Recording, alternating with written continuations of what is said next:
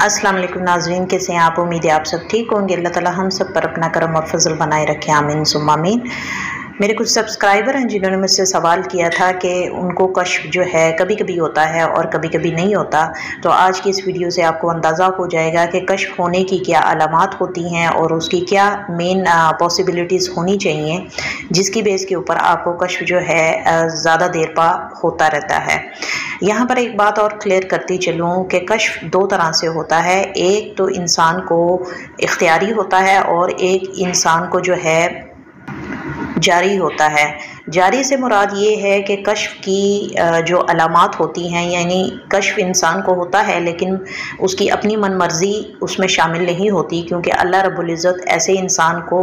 कश्फ की अगर ये नेमत नवाजता है तो उसको लिमिटेड एक्सेस होने की वजह से प्रॉपर तरीके से अपनी मर्ज़ी का कश्फ जो है वो नहीं होता। इसमें एक और चीज़ भी काउंट की जाती है कि जिस तरह आपकी रूह के अंदर नूर जो है पुख्ता होता चला जाता है, उसी पॉइंट ऑफ व्यू से आपको कश्फ जो है वो जाहिर होता है। बाज़ औक़ात ऐसा होता है कि आपकी बातिन की आँख खुलने के बाद भी आपको कश्फ होता है, लेकिन उस कश्फ को आप ख़याल का नाम दे दें या वसवास का नाम दे दें या आपके आने वाले दिमाग के अंदर जहन में सवालों का नाम दे दें। क्योंकि होता ये है कि इंसान जब हालत नींद में होता है तो ऐसी सिचुएशन में, ऐसी हालत में इंसान जो है, इंसान का लाशऊर जो है, उसके अंदर जितनी भी प्रोग्रामिंग या जितनी भी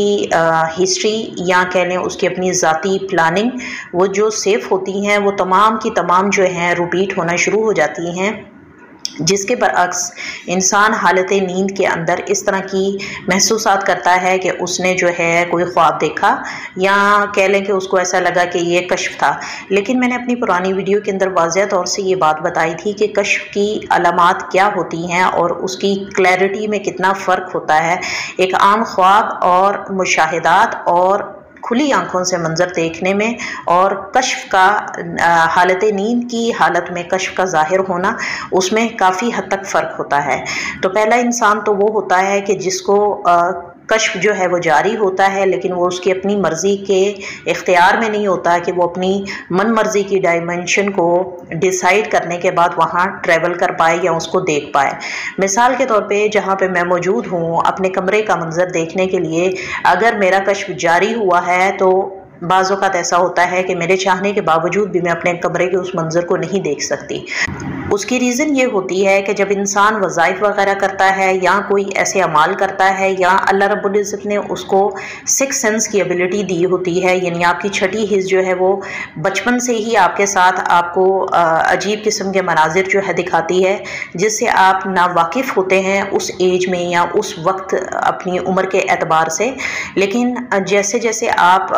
ग्रो होते चले जाते हैं और आपके अंदर इतनी एबिलिटी आती जाती है कि आप अपनी ज़ात को समझने लगते हैं, तो तब कहीं जाके आपका नफ्स जो है आपके ऊपर हावी होना शुरू हो जाता है और नफ्स के ज़रिए आपको कश्फ जो है आपका खुल जाता है। लेकिन यहाँ पर एक वीक पॉइंट ये होता है कि वो इंसान जो है अपने उस नफ्स के ज़रिए किए जाने वाले जितने भी कश्फ के मनाजिर हैं उसको कश्फ ही तस्लीम करता है। लेकिन इसका कोई मकसद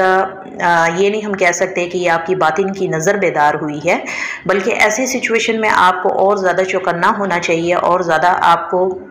मोहतात रहना चाहिए, क्योंकि आपके नफसानी ख्वाहिशात अगर उनकी तरबियत नहीं हुई, उन पे काबू नहीं हुआ, तो पॉसिबल हो सकता है ये जो कश्फ जारी हुआ है इससे फ़ायदा आपका नफ्स उठाए और आपको उस तरह के मनाजिर दिखाए जो कि बेसिकली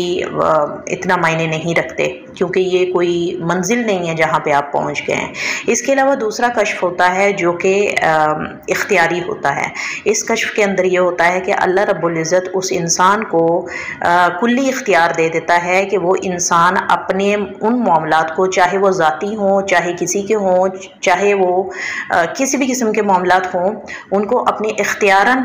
थॉट के साथ, अपने इख्तियारन अमलन उसको जो है ना अपने ख़याल में, अपने जहन में लाते हुए लतीफ़ा अना के ज़रिए जो है उस कश्फ के मनाजिर उसको कश्फ में देख सकता है। और जैसा कि मैंने आपको बताया था कि कश्फ का मकसद यही है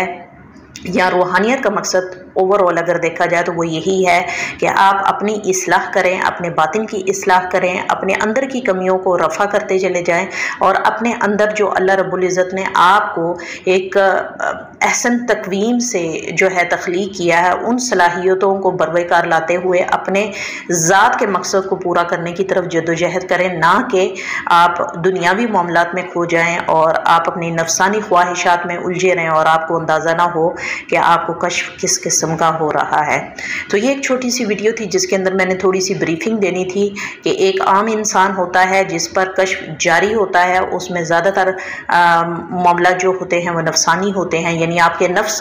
जब आप कोई वजीफ़ा करते हैं या कोई अमल करते हैं उसकी शिद्दत से, उसकी हिद्दत से वक्ती तौर पर आपका नफ्स जो है एक्टिवेट हो जाता है, जिसकी वजह से वो आपको इस तरह के मनाजिर दिखाता है कि आप इस चीज़ पे बिलीव कर लेते हैं कि आपको कश्फ हो गया और या आपको कुछ अता हो गया है। जबकि आपकी आजमाइश का वो मरहला होता है, आपको उस टाइम पे अपनी नफसानी ख्वाहिशात को इस्लाह की तरफ लेके आना होता है, अपने नफ्स को दबाना होता है, अपनी बुराइयों को दबाना होता है और अपनी अच्छाइयों को उभारना होता है। और उस राह को आपने इख्तियार करना होता है जो हमारे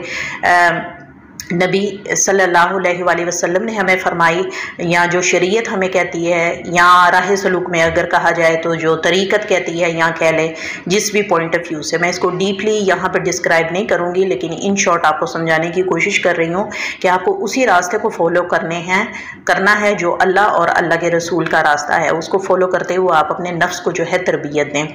वरना क्या होगा कि ये नफ्स का जो कश्फ है जो आप पे जारी हुआ है, इससे ये होगा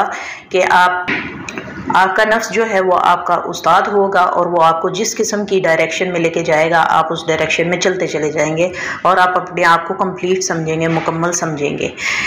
बाकी मिलते हैं अगली वीडियो में इंशाल्लाह नई टॉपिक के साथ। तब तक के लिए आपसे इजाज़त चाहूँगी। अपना ख्याल रखिएगा, दुआओं में याद रखिएगा। टेक केयर, अल्लाह हाफिज़।